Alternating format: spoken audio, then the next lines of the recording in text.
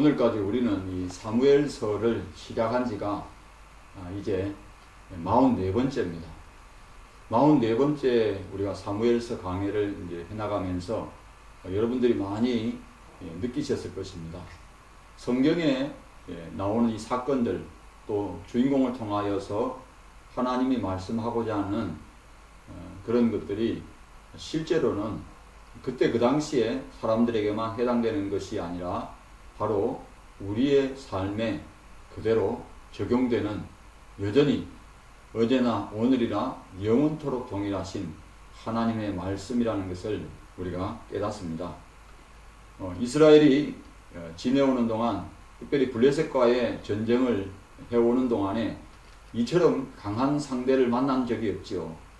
골리앗이라는 거인, 어떻게 보면 블레셋과의 이스라엘과의 어떤 비교를 해서 볼 때에 어떤 전력이나 전투력, 그렇죠, 전투력이나 또 그들이 가진 어떤 무기 이런 체계를 봤을 때 이스라엘은 블레셋에 비교가 안 될 정도로 열악한 가운데 있습니다. 자, 골리앗을 결코 쓰러뜨릴 수 없는 적이라고, 이길 수 없는 싸움이라고 이스라엘은 생각을 했습니다. 몸 자체가 무기잖아요. 그리고 골리앗과 맞서 싸우는 것은 달걀로, 우리가 달걀 있죠? 달걀로 바위를 치는 격이다. 여러분, 바위는 단단하잖아요. 부서지지도 않습니다. 그런데 달걀은, 우리가 먹는 달걀은 어떻습니까? 깨지기가 쉬워요. 아예 바위에 부딪히자마자 깨질 거예요. 누가 봐도 골리앗과 다윗과의 싸움은 이런 모양입니다. 자, 우리도 살면서 골리앗과 같은 문제를 만납니다.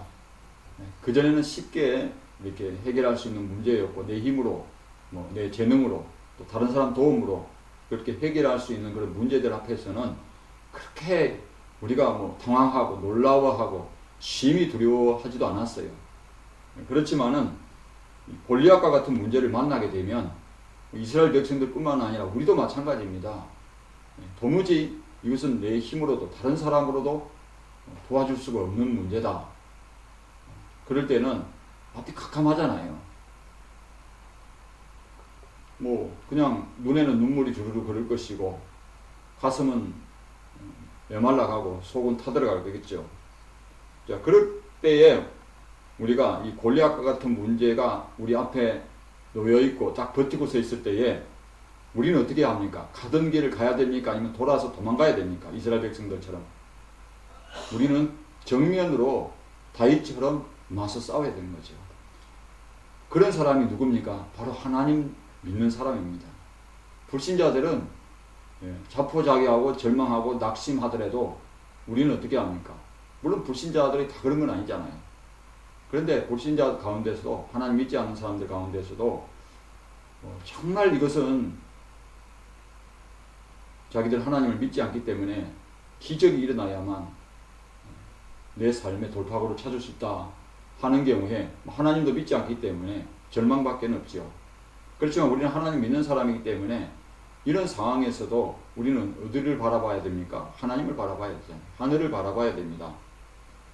그래서 다윗이 골리앗을 쓰러뜨린 이 비결이 무엇이 있느냐 물어본다면은 여러분 딱 한 가지라고 말씀드릴 수 있습니다.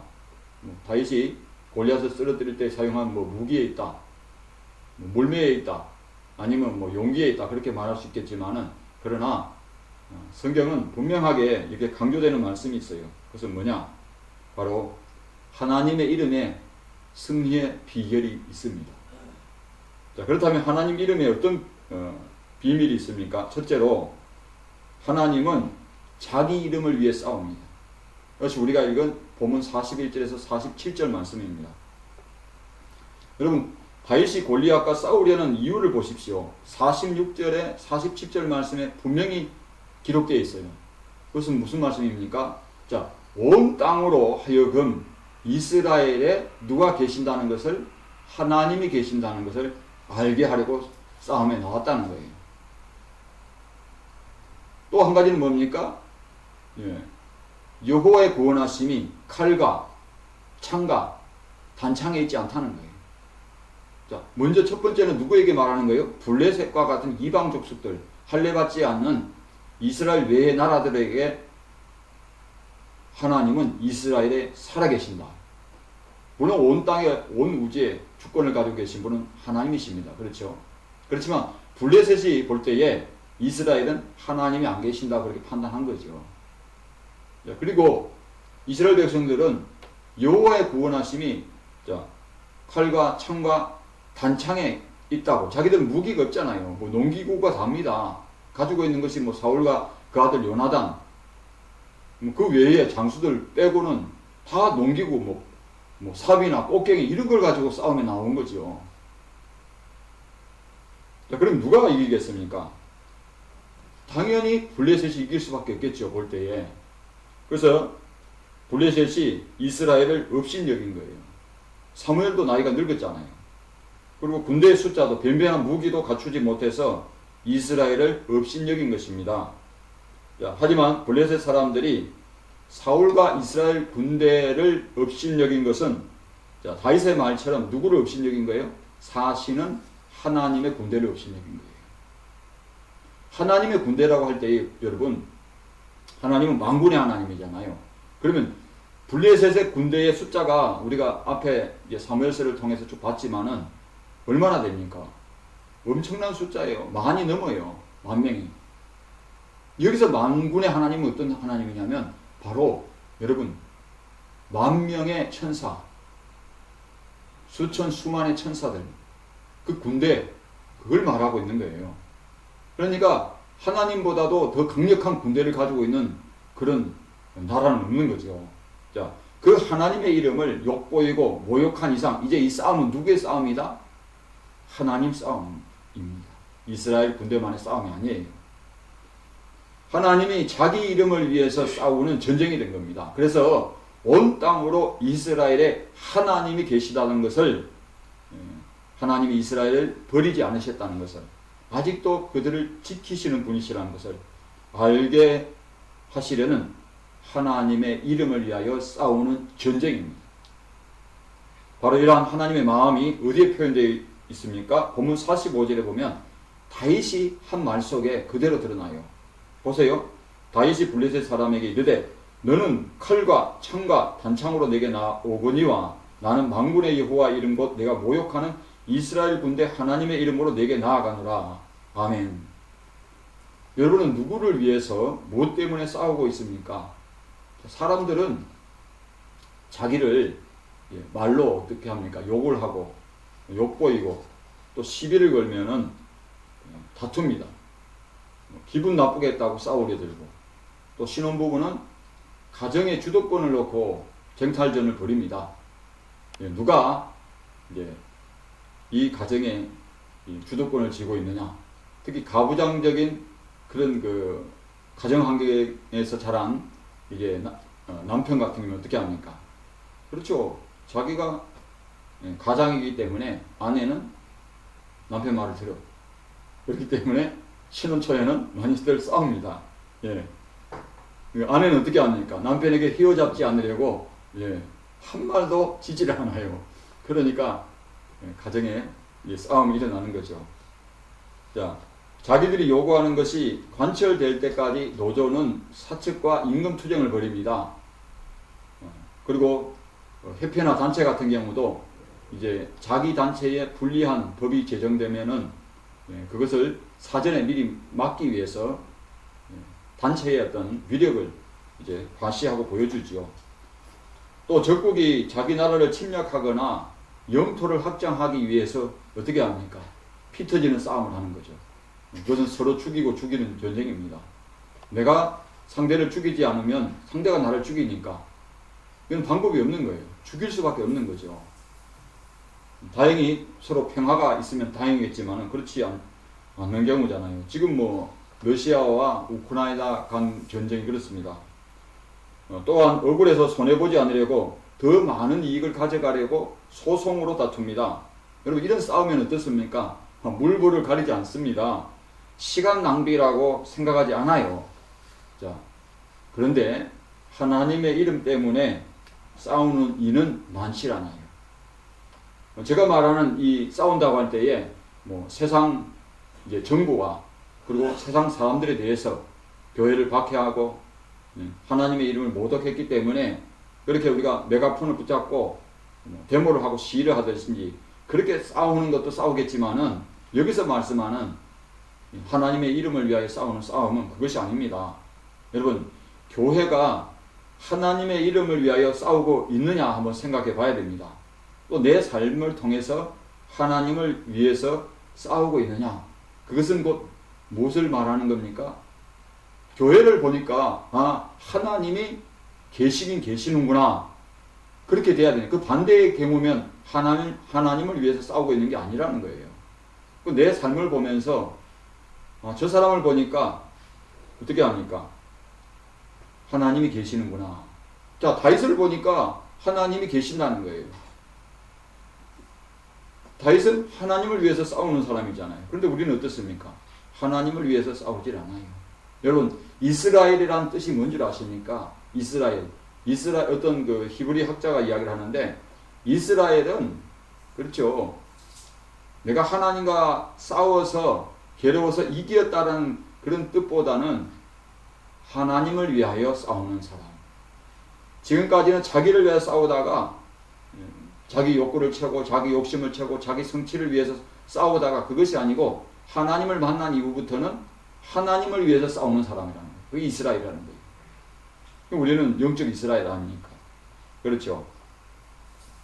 자, 여러분이 골리앗과 같은 문제 앞에서 하나님의 이름으로 나가지 않고 심히 놀라고 두려워하고 포기하고 좌절한다면은 우리 삶에는 하나님이 안 계시는 거예요. 그렇잖아요. 불신자도 그렇게 한단 말입니다.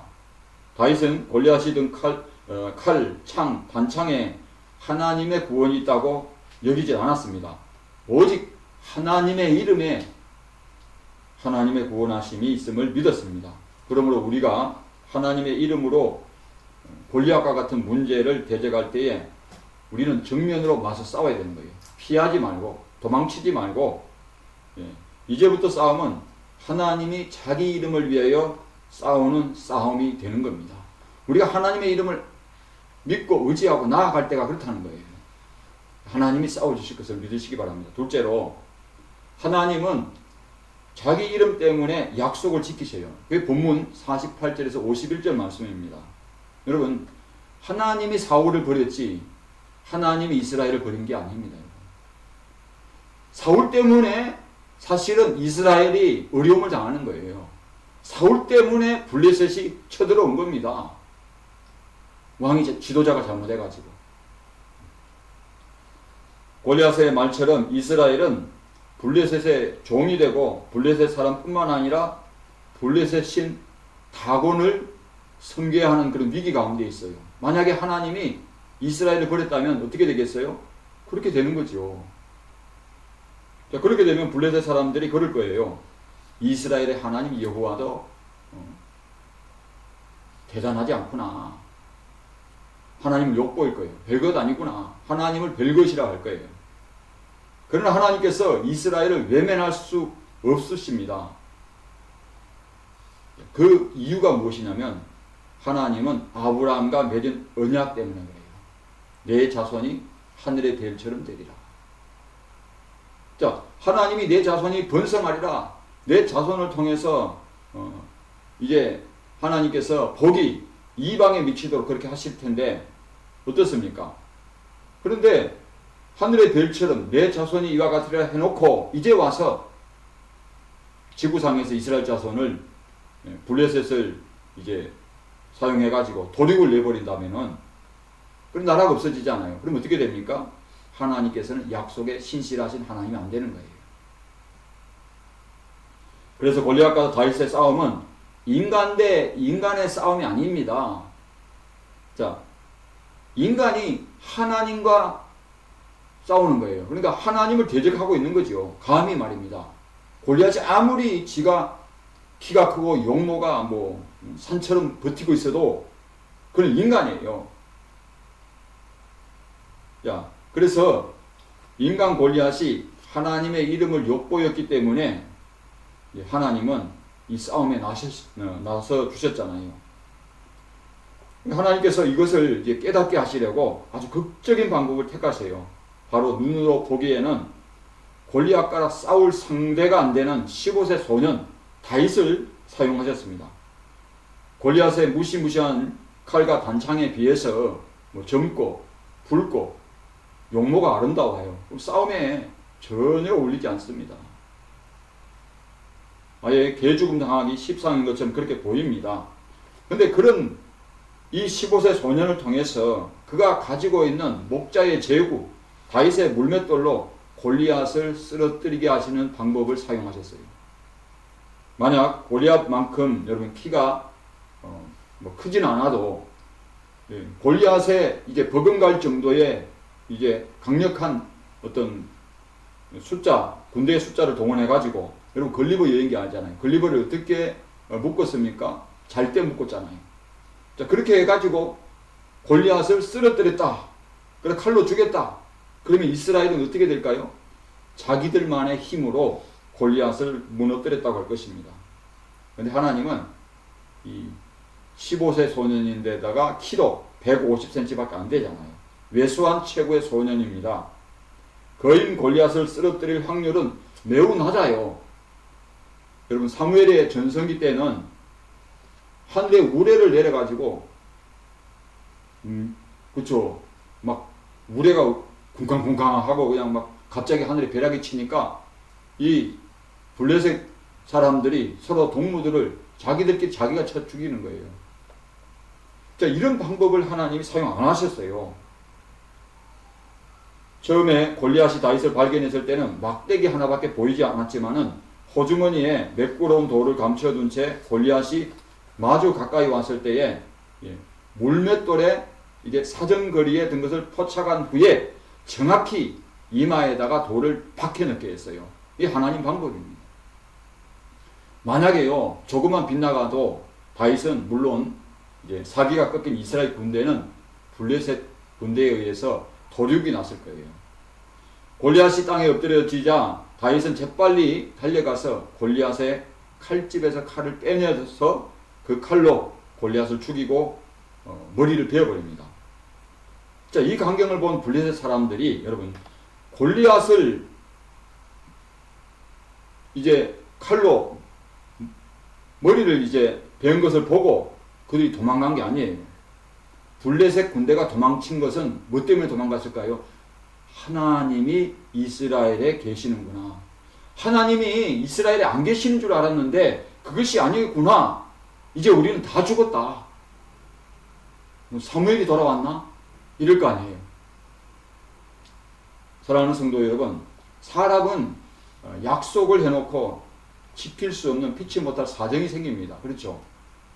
예를 들면 우리가 은행에 대출을 할 당시에는 은행하고 약정을 체결하잖아요. 내가 그 당시에는 갚을 능력이 되고 또 갚아 나갈 수 있기 때문에 그래서 매달 이자 얼마 내고 원금 얼마 해가지고 이렇게 갚아 나갑니다. 그런데 갑자기 사정이 생겨요. 어떤 생깁니까? 뭐 일을 하다가 다치면 일을 못 나가잖아요. 또 갑자기 많은 돈이 들어가요. 아파가지고 병원비에 들어가든지 또 실직을 당하면 이런 약속을 지키지 못할 피치 못할 사정이 생기는 거예요. 그건 인간이기 때문에 환경의 영향을 받을 수밖에 없습니다. 그러나 하나님은 아니시라는 거예요. 하나님께는 사정 변경이 없으십니다. 단 먼저 사람이 하나님과의 약속을 깨뜨리지 않는 바에는 하나님은 먼저 약속을 깨뜨리지 않아요.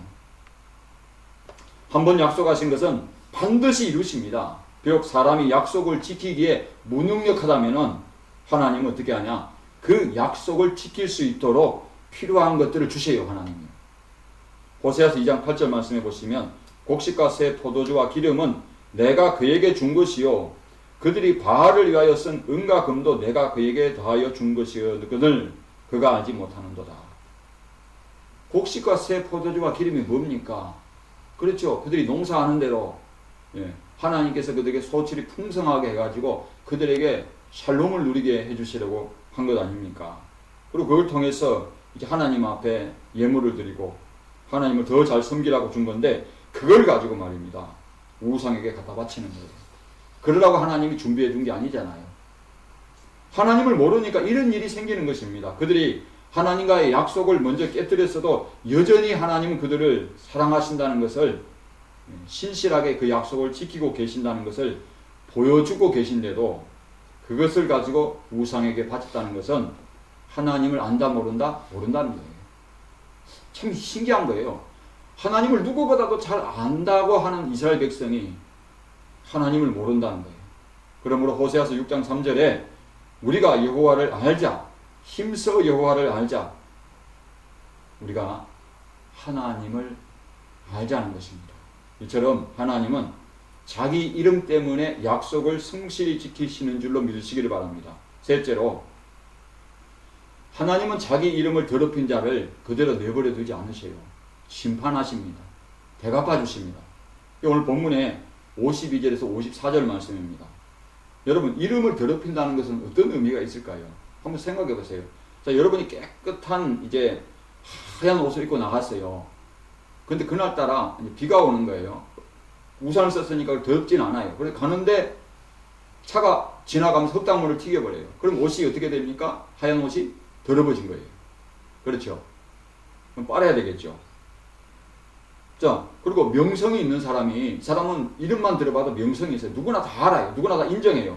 자, 그런데 그 사람을 모함해가지고 없는 말을 이제 지어내가지고 그 사람을 막 이제 사람들한테 막 허물을 들춰내는 거예요. 허물도 아니죠. 없는 것이니까. 그래서 그 사람의 명성을 떨어뜨렸다. 그러면 그 이름을 더럽혔다고 우리가 말합니다. 또 아버지가 명성이 있는 분인데 자식이 뭐 하는 일마다 하는 말마다 아주 개차반이에요. 누구 말처럼. 그러면은 아버지의 명성을 더럽혔다 그럽니다. 그렇다면은 하나님의 이름을 더럽혔다는 말은 여기 어디에 해당될까요? 여러분, 첫 번째는 해당 안 돼요. 왜? 하나님은 거룩하신 하나님인데 인간이 아무리 범죄할지라도 하나님이 그 거룩 자체가 훼손되는 건 아니에요. 그렇기 때문에 하나님의 이름이 더럽혀지는 것은 하나님의 명성, 하나님의 명예, 그렇죠? 그것이 더럽혀지는 거죠. 자기 때문에 하나님의 이름이 더럽혀지고 하나님의 이름이 모독을 받는다고는 생각하지를 않습니다. 예. 하나님의 백성들이 여러분 거룩하게 살지 못하면 어떻게 되느냐? 하나님의 이름이 더럽혀집니다.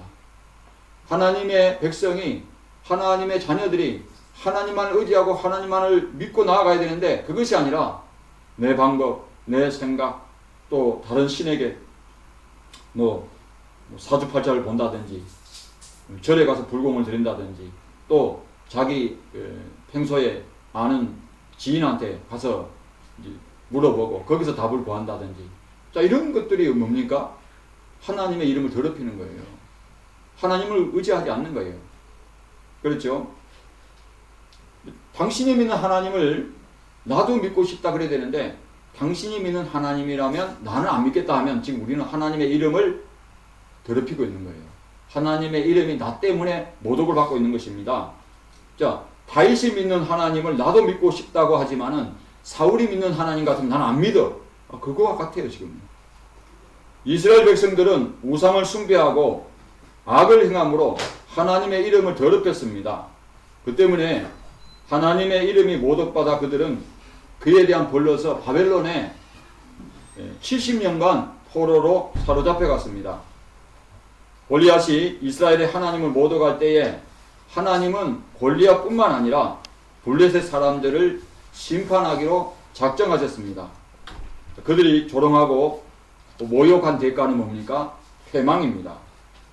오늘 본문 53절 54절 말씀해 보시면 이스라엘 자손이 블레셋을 쫓다가 돌아와서 그들의 진영을 노략하였고 다윗은 그 블레셋 사람의 머리를 예루살렘으로 가져가고 갑주는 자기 장막에 두었다 그랬어요. 자, 이스라엘 군대를 조롱하고 노략질하러 온 블레셋에게 하나님은 어떻게 하셨다고요? 대갚아 주셨습니다. 오히려 그들이 노략질을 당했습니다. 자, 이처럼 하나님의 이름을 더럽힌 자는 심판을 받는다는 것을 알게 해 주셨습니다. 이것은 골리앗과 블레셋 사람에게만 해당하는 것이 아닙니다. 하나님은 자기 이름을 망령되게 일컫는 자를 죄 없다 하지 아니하리라고 하셨어요. 그것이 출애굽기 20장 7절 말씀입니다.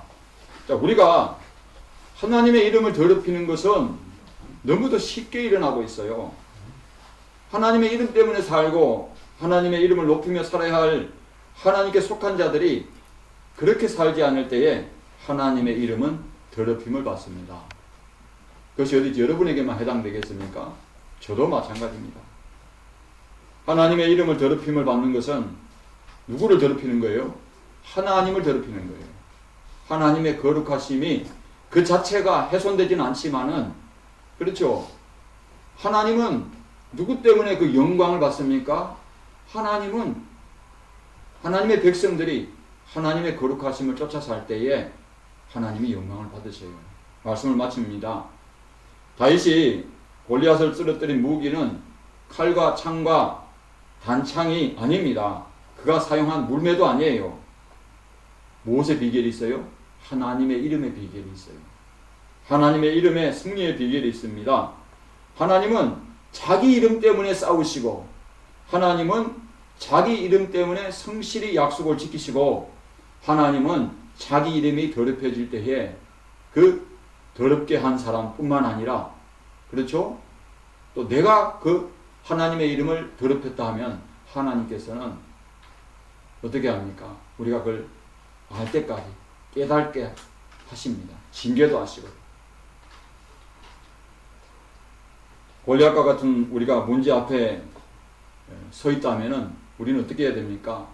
그 이름을 가지고 하나님의 이름을 의지하고 나가시기 바랍니다.